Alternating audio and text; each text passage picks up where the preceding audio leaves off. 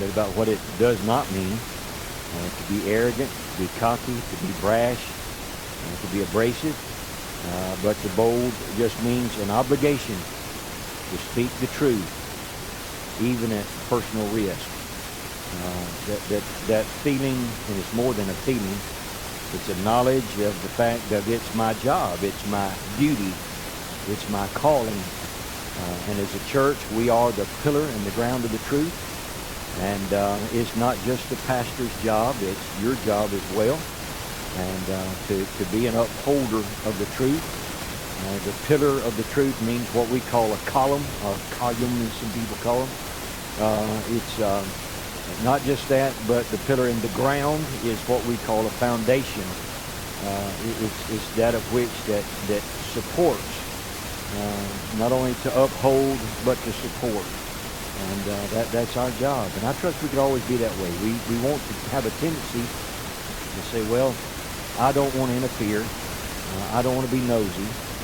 I don't want to get involved. But yet to understand that is what God has called us to do. The word boldness means to, we'll just go back to these real quick, to speak plainly, to speak freely, and also to speak openly. That's the verses of Scripture that we use, and y'all know that. And what we're going to do this morning is a little bit different, a little bit different. All right, we'll just take some examples of some people that God used that might be a blessing to us. Some examples of people that spoke boldly. We started off with Peter and John, and they saw the boldness of Peter and John, and they knew that they were unlearned and ignorant men, but they took knowledge of them that they had been with Jesus. There's something about being with Jesus that gives us this unique ability to be able to stand with the Lord, to stand up for the Lord, and to be numbered with the Lord. The book of Exodus chapter 3. Moses is how old at this time? In Exodus chapter 3. Really easy to remember. I promise you, you'll always remember it from now on. Moses, he's 80 years old. Moses' life is broke up into 340s, right? 340s. Think about land before we get a second. But 340s, 40 years in the palace, 40 years herding sheep, and 40 years herding people. And so that's the way that he's been. So at the end of the 80 years, he's been out. And I want you to think about this, though. He was educated in Pharaoh's palace. He was associated and affiliated with the hierarchy of the Egyptian government. And though that's the case, you have to understand now, he has spent 40 years in the wilderness with a bunch of sheep. That doesn't do much for your social skills, does it? Now, I want you to think about that. 40 years he has spent. I went and visited a man one time down in Mount Hermon, Louisiana, and it was an uncle to one of the church members, and she said, Brother Joe, when you go to visit with him, you have to understand he's a man of very few words. And I knocked on the door, went in and visited with him, and I found a very unique man. He was a wonderful man, but this was his statement. He said, I have worked my entire grown life in a lookout tower. Y'all remember those?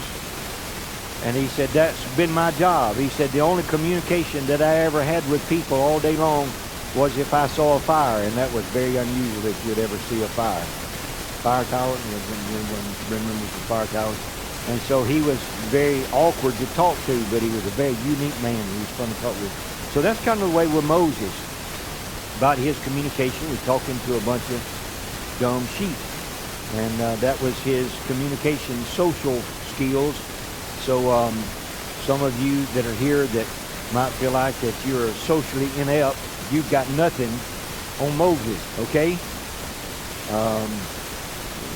Today we feel like, well, you know, kids that are homeschooled are at disadvantage because why? They have no social skills. But God is not looking for people with social skills to do his work. God called Moses. And let's see if we can deal a little bit with this. Moses kept the flock of Jethro, his father-in-law, the priest of Midian. He led the flock to the backside of the desert. and came to the mountain of God, even to Horeb. What's another name for this mountain?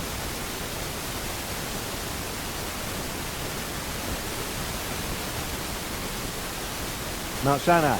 This is the same Mount Sinai. Where did I get that from? You'll find it out in just a few minutes. But even the Lord saw this burning bush, and he turned aside to see the bush, why it was burning, wouldn't burn up. And God spoke to him in verse 5, and he said, Draw not nigh hither, put off thy shoes from off thy feet, for the place whereon thou standest is holy ground. Moreover, he said, I am the God of thy father, the God of Abraham, the God of Isaac, the God of Jacob. Moses hid his face, for he was afraid to look upon God. The Lord said, I have surely seen the affliction of my people which are in Egypt. I have heard the cry of reason of their by reason of their taskmasters, for I know their sorrows. I'm come down to deliver them out of the hand of the Egyptians, and to bring them up out of that land into a good land, a large, unto a land flowing with milk and honey, in the place of the Canaanites, the Hittites, the Amorites, the Perizzites, the Hivites, the Jebusites. Now therefore, behold, the cry of the children of Israel has come unto me. And I've also seen the oppression wherewith the Egyptians oppressed them. Come now therefore, and I will send thee unto Pharaoh, that thou mayest bring forth my people out, my people, the children of Israel, out of Egypt. This is Moses' response, verse 11. Let's go down. Moses said unto God, Who am I, that I should go unto Pharaoh, and that I should bring forth the children of Israel out of Egypt? And he said, Certainly I will be with thee. God said to Moses, I will be with thee. And this shall be a token unto thee. This will be a sign. What's this token that I have sent thee? When thou hast brought forth the people out of Egypt, ye shall serve God upon this mountain. Mount Sinai, wasn't that their first stop of any length of time after they came out of the land of Goshen? When they left the land of Egypt, it took them, if you would look on the map, they came out of Egypt, and they came down to the Sinai Peninsula, and at the bottom of this Sinai Peninsula, by the way, it'd be pretty neat sometimes you look at your maps in the back of your Bible. It makes all this very real. That's the reason they're in there.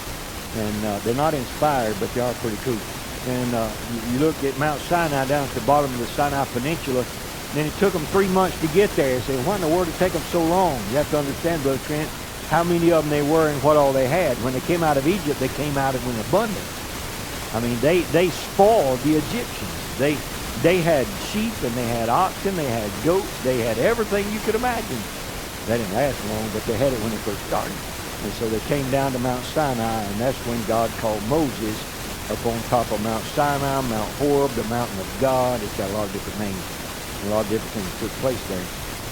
But notice now in verse 14, verse 13. Moses said unto God, Behold, when I come unto the children of Israel, and say unto them, The God of your fathers has sent me unto you, and they shall say to me, What is his name? What shall I say unto them? And God said unto Moses, I am that I am, that famous line. And he said, Thus shalt thou say unto the children of Israel, I am hath sent me unto you. What's another word for I am? It's a title for God that we use today.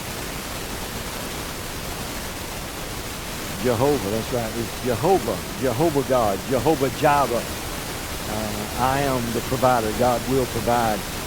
There's a lot of different titles for God. Jehovah, Elohim. Y'all know all those. I'm not going to deal with that. It's not important. Not this morning. It is important, but not this morning.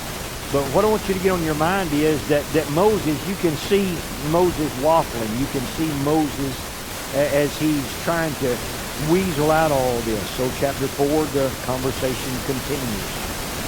Verse 10. Chapter 4, verse 10. Moses said unto the Lord, O my Lord, I'm not eloquent. I am not eloquent.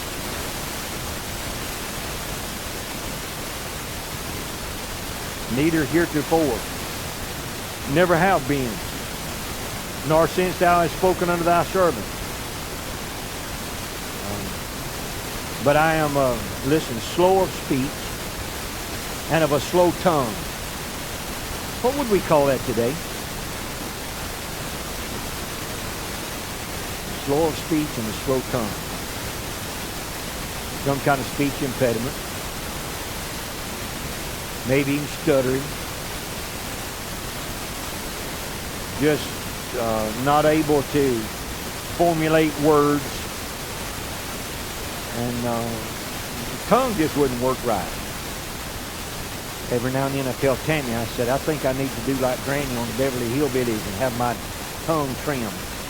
It seems like it gets in the way and I can't get my words out the way I'd like to. But, I'm sorry, that was very crude, but y'all know what I'm trying to say. It's just like you can't speak well. And with the right, enunciation of the words and, but anyway, that's what Moses is saying. He said, God, I can't do that. But I want you to listen to verse 11. The Lord said unto him, Who hath made mankind? Now this is important right here. Who maketh the dumb, the deaf, or the seeing, or the blind? Have not I, the Lord? That's a cool statement. You know what God told Moses? Why do you think you're that way? I made you that way. And I made a mistake in calling you to be a leader. I made you that way. Now, a lot of times the excuses that we want to use of why that we're not able and why we're not capable, that's the way God made us. I'm just not all that bright. Why not? Did your mama drop you on your head? Or is that the way God made you? Well, preacher, I don't have that high of an IQ. Why not? That's the way God made you. Stop and think about that for a few minutes. That a lot of the things that we use for excuses for being timid and shy and bashful and awkward and all those things we talked about yesterday. Boldness is just the opposite of that. It's being willing to accept response. What do we call the World War II generation? Why would we call them the greatest generation? Because they just saw what needed to be done and did it. We're going to get to that in just a second. But what I'm trying to say is that instead of looking at why I am inadequate, and I wish I knew how to be a blessing, because you're looking at a young man that has always grown up feeling very inadequate. I've never had a problem with an overinflated ego. You remember what I looked like when we were kids? I wish I had a picture to bring you on. Little, scrawny, and buck-toothed. I couldn't even close my mouth. If you picture that. I was all kneecaps and elbows. Goofy-looking little kid.